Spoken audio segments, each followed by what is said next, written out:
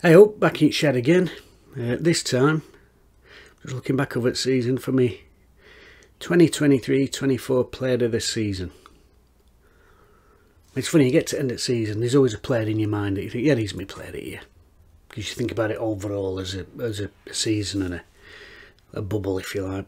But throughout the season, I keep notes of my games and individual matches, and it's always interesting to see if those two things tally up, like your general feeling and who's actually won it month by month or match by match. A few runners and riders this season, and a few been unfortunate with injury when they've just been playing themselves into good form. Let's have a look at a few of them. I think somebody who's had an excellent season, was starting it back forward, is Dominic Iorfa. He's played right back, right wing back, right side of a 2, right side of a 3, he's played in centre. And going into sort of Christmas time, December, he'd been my player of the month, he'd won the most votes. Then unfortunately, and this has been a theme of Wednesday's season, injured first week of December and then missed the next 2.5-3 months of the season, which really impacted him, and I do think impacted the side. We're having to make that change just as he was coming into form, because Wednesday's season hinged on every player playing well all the time. That, you know, we're bottom at table, we couldn't afford passengers in the team like probably teams at top end can afford to carry somebody who's having a bad game maybe.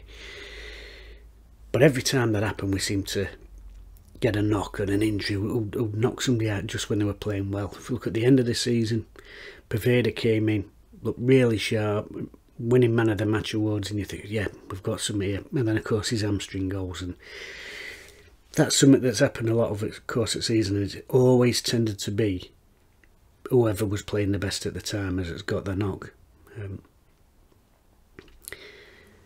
Another player I want to mention who has had some exceptional games, won a few man of the match awards for me, was Callum Patterson. Now, Pato had played a lot at the beginning of the season, but didn't really come to the fore till Danny Rule come in. And I think the reason that Pato had such a big impact is because of his style. Now, obviously Danny Rule's got a style of play that he wants to play, high tempo, closing down from the front. And in them terms, somebody like Callum Patterson is an absolute beacon of what the manager wants from his players. He was absolutely, you know, I want this, I want this, I want this. And Pato's style when he's out in the park, that's just like tick, tick, tick. But again, Pato, unlucky. Just as he's playing it into form, playing really well, like I said, Danny's sort of best run, Pato himself gets injured. You know, he's out for, what, I think it was like 12 weeks or something. His ham's got injured, I think it was Boxing Day. A real hammer blow. I think if he'd been there throughout that spell, I think we would have probably seen some different results, because it's infectious. The way that he carries out his orders is infectious. It spreads through the team. So Pato's had a good year. Big Dom's had a good year. Another player who's had a good season, and in terms of clean sheets has got more than anyone else when he's played. Surprisingly, he's not the goalkeeper. Sean Bernard. First season at Wednesday, some people would probably say it might be his last.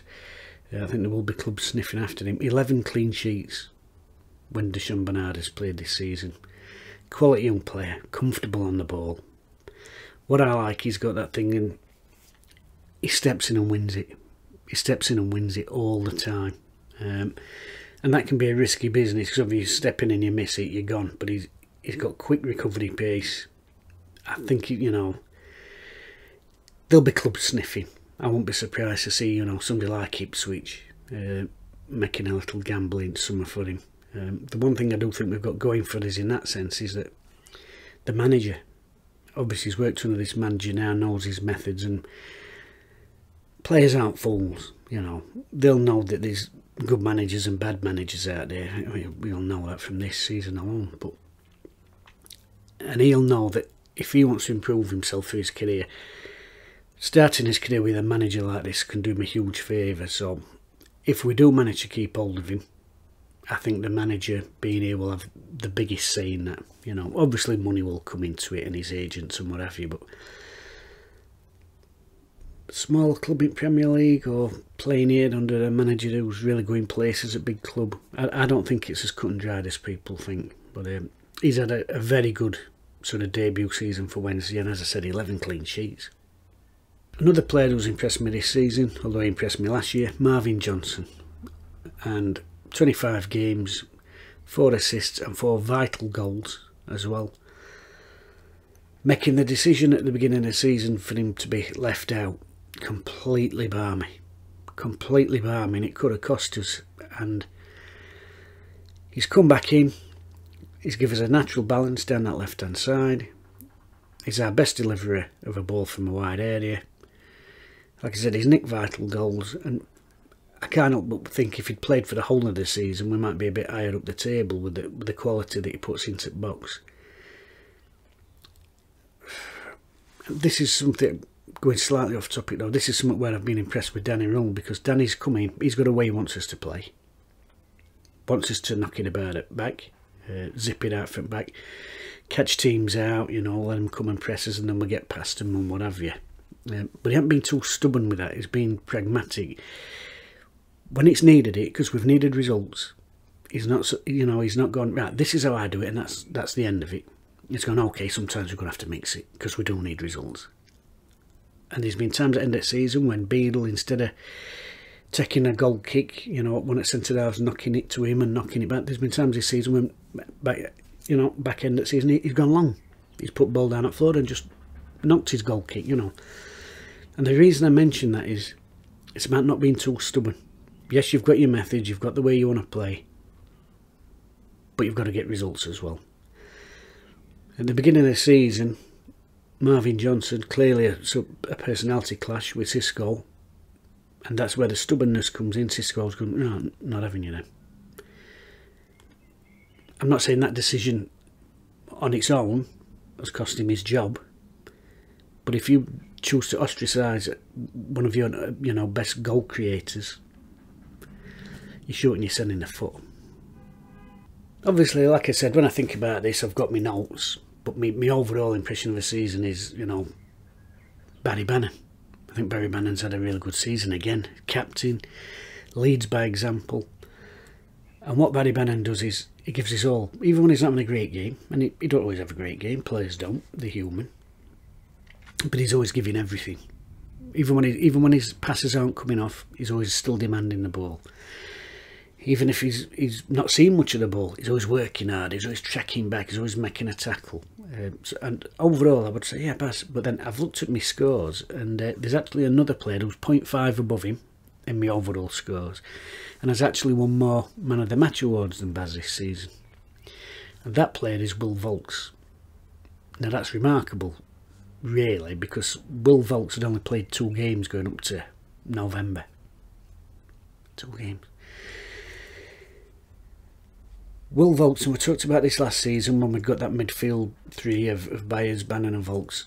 Will Volks is more than just what he brings as a player. Having Will Volks in your midfield allows your other players to go and do the things that they're good at. So last season, Byers were getting forward, scoring a lot of goals because he'd got the insurance policy of Will Volks behind him. Bannon the same. And this season, albeit he's coming in, it's a slightly different system with the 2 of them in there. Again, he'll sit in front of the 3 and allow, maybe Palmer at right centre-back to get forward. Firmino at times on the other side. Both of the wing-backs pushing on. And he'll sort of drift out there and just cover that slot while Valentin gets on, Johnson gets on, whatever. And like I said, he brings the best out of others. But on top of that, he's got a tenacity and a work rate, which again, I've talked about this with Pato, which he goes through the team. If you've got a teammate in there and you see him and he's slamming into tackles, you start slamming into your tackles. It's infectious, it spreads through. Now I'm looking at my scores here, 7 Man of the Match awards I've give Will Volks. And again, he's another one that he had a spell out. He came into the team around about, Christmas time, playing really well, player of the month for December for me. Then he got a little niggled, didn't he? Then he was in and out. So he's come in this back in the season and really smashed it out of the park. And as I said, he's like a fulcrum in the team for everything else to happen sort of around him. I'm not saying he's not involved in it, but he allows everyone else to go about their business. And as I said, he's won the most of me Player of the Month awards and Man of the Match awards. And as I said, he's finished 0.5 higher than Bannon in me little ratings. But it is over a season. I think Volts played 25 games. But me 2023-24 player of the season would have to be Barry Bannon, because he's done it again. He's led by example on pitch. He's only missed 4 games all season. But what impresses me is the character. And the reason he just edges out Volts for me this season is at the beginning of the season, when Xisco came in. I don't think Xisco got a lot of trust in these players. He deserves some credit. He's brought in the likes of Gassama, Masaba, brought in some good players, no doubt about that. And I'm sure he's a decent fella, you know. But there was the stubbornness with Marvin Johnson, and then there was the bizarre tactics. Now, casting your mind back, I think you'll all remember, or maybe you've tried to forget, the bizarre decision to play Lee Gregory as a sort of inside right. You know, he was sort of playing as an advanced midfielder in a centre midfield 3. Totally bizarre. But the other thing he did is the position that he asked Barry Bannon to play. Now in modern parlance, I don't know, false 9, fake 10, fucking hiding position, whatever you want to call it. But he was our furthest man forward. That's how I would describe it. And I will be forever haunted by the scenes of our best midfield player facing our goal with a 15-stone centre half up his arse trying to win headers. That will haunt me. And you could see a lot of the players weren't happy with the way we were playing. Like I said, I think there was a lack of trust. I can remember a game early on in the season, and I had to say to somebody, because somebody had a pop at Liam Palmer. He's not getting forward there, he should be making a run there. And Palmer had started making a run, and I looked at bench and then looked across line and then stopped. Now that's not a player being lazy. That is a player doing as he's told. He was just a couple of strides, I can get it. And he looked, no, I've got to stop here. Follow instructions. And you could see players were down. You could see players were down and you could see they didn't like it. But this is where I'm getting to Barry Bannon. I don't think he probably enjoyed that position. I really don't. I don't see how he can. Barry Bannon's a player who, when the pitch is in front of him, he can pick his passes and he can chip ones over for strikers, then lovely threaded through balls and crossfield passes, finding wingers. When it's there, he's your best player. Back to goal, 20 yards higher up pitch. No chance. But he gave it everything. I weren't convinced with Xisco. I don't think a lot of players were convinced with Xisco. They didn't look like they were enjoying themselves. Some of them looked like, this is bullshit, I'm not doing it. And obviously we've got a situation with Marvy's fell out of favour with him. But Barry Bannon, even in them early stages of the season, gave everything. He was being asked to play an unfamiliar role, a role that didn't suit him, and he still gave 100%. So then when Danny came in, and he's like, oh no, let's get Barry Bannon in midfield, let's get Barry Bannon. He carried on and he lifted off again. But it's that attitude, because he was at the beginning of the season, we weren't playing well, the tactics weren't working, and he was still giving 100% for the club. He's done that over 41 games in the league this season, and so, as I said, although Will Volks come in, edged the man of the matches 7-5 over Baz in my markings and 0.5 in my overall ratings, over the season, my player of the year would be Barry Bannon.